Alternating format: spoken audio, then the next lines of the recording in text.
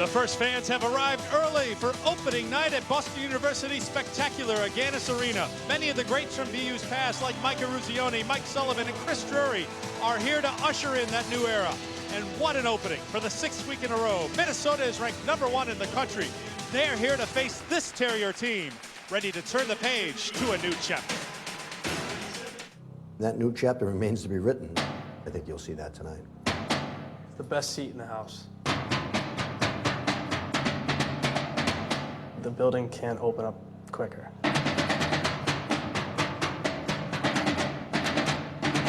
Bring some of the old stuff from this building and bring it over there, and it's going to fit right in. These guys get to start a whole new tradition. The tradition will continue. We'll just start another tradition at another building. Terrier tradition meets Minnesota tradition tonight. Two of college hockey's most storied programs start a new chapter next. And for the first time at Agganis Arena, here are the Boston University Terriers taking the ice. This team, the Terriers plan on bringing the energy, excitement, and emotion from their old home to their new ice palace. Minnesota spoiled the party at Walter Brown last night. They're set to crash it again. It's opening night at Agganis Arena. The puck drops for the first time next. We are back on Commonwealth Avenue at Agganis Arena. Just a few moments ago, we heard from Travis Roy, and he had the honor of dropping the puck for the first time here at Agganis Arena. And we are set to begin at Agganis Arena, the first game ever here at this hockey showcase. Quickly, Jakobs red leads back for BU. Through center ice, here's Zancanaro. Zancanaro splits defender, shoots it wide. Big rebound comes out to the left of Briggs. And then dish the puck, and he did a nice job of that. They were practicing that this morning. Off the draw, and a quick shot from Ben Gordon, gloved by John. The dimensions of this rink and the shape of it changed that at all? It's 5 feet wider here at Agganis Arena. It just has a different feel than Walter Brown. Feels like the Grand Canyon compared to Walter Brown inside here. But yeah, 5 feet makes a whole lot of difference in the game of ice hockey. Here comes Zancanaro, taking a shot, score!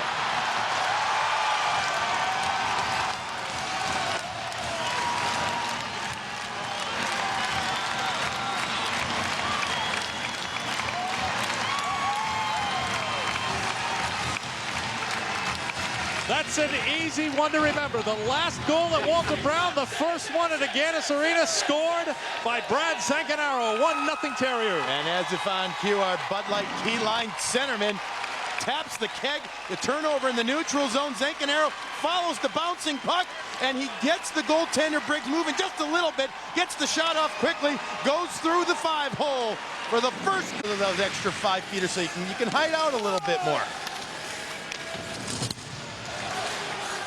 Centering pass, good setup here. The extra pass made. Curry came out the challenge, and he's got it.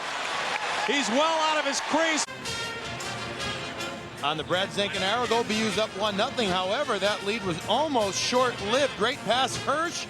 Defenseman coming in, Vanelli, and then it's Geyer going through the crease, and Gino Geyer play on the road because of the focus. Kaufman carries in deep. Atherton deflected, and Curry's going to glove in the Minnesota win. Turned over. Here comes BU with numbers. Drop back, shot, save made by Briggs off the stick of Miller. Down, no icing here as backboard is Kevin Schaefer. Turnover, point blank, save made by Curry, got the glove on it. Puck still in play. Atherton bounces it, Curry gloves. At broadcast level, directly above the BU bench, a beautiful facility where Ed Carpenter can run the show. Eric? 32 natives of Minnesota playing here against the U. Ewing carries, MacArthur, shot, save Briggs. Rebound forward by Minnesota. Put that assist in quotation marks after he fanned, but resulted in a goal for the Gophers. Stick with Gino Geyer. On the Minnesota chance to get set up again.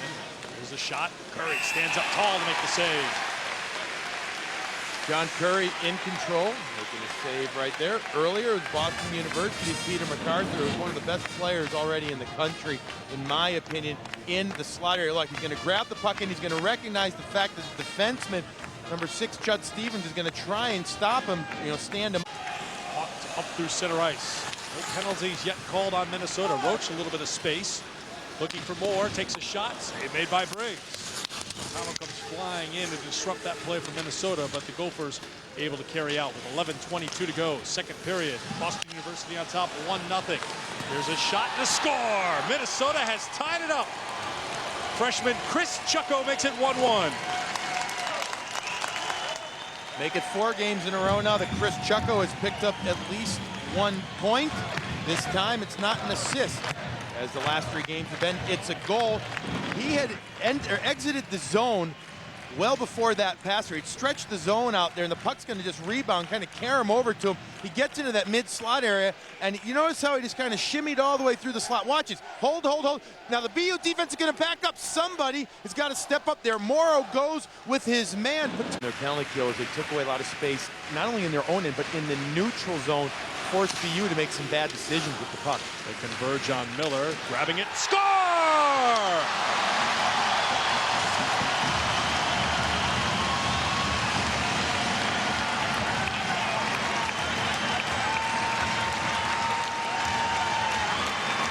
If this new building is about the next generation of BU players, the top scorer, freshman Peter MacArthur, has put BU on top with a power play goal. It's 2-1. We've talked about how good he is in the slot area, through the neutral zone. This time, BU's going to be able to skate the puck in. It's Miller, and a fortuitous bounce back to his own D-man, who then just kind of chips it up to MacArthur. And you see MacArthur doesn't waste any time. A little bit of a screen in front, perhaps, by the defense. Well, Liberty carries in, goes down, gets back up. Vandergulik there to help out. Zancanaro there as well. Penalty coming up on Minnesota. It's going to be a power play. Delayed call as Liberty still tangled up. And a little extra shoving. Now you have to watch it here if Liberty gets the match. And that does it for the power play. We'll see what Hansen calls. Still a little bit more pushing and shoving as Vandergulik in first goal in Agganis Arena history here tonight. Minnesota with a chance, streaming in, coming in on goal, and Patoli missed the mark. He's not going to miss. Minnesota knocking on the door, and they were close to tying it right here. It's 2-1. Went through a hairstylist. Oh, Spang! Briggs reaches back. The puck ends up here on the near boards. Spang set it from the point. Will inch out with 1 minute to go here at Agganis Arena. Patoli takes a shot. That goes high and wide. Briggs has left the cage. Extra attacker on for Minnesota.